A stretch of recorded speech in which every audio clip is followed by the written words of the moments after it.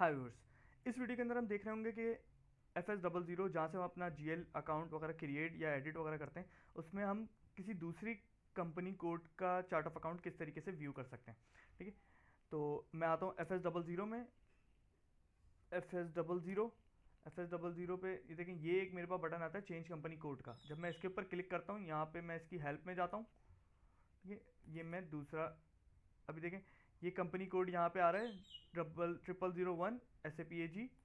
अब मैं इसको ओके करके मैं जब इस GL अकाउंट के ऊपर क्लिक करता हूँ, देखें मेरा कंपनी कोड चेंज हो गया। ठीक है, सेम इसी तरह जब मैं इसको अगेन करता हूँ, यहाँ पे मैं इसको 1 कर देता हूँ। ठीक है, तो अब मैं जब इस पर क्लिक करूँगा, ये देखें मेरा कंपनी कोड चेंज हो गया।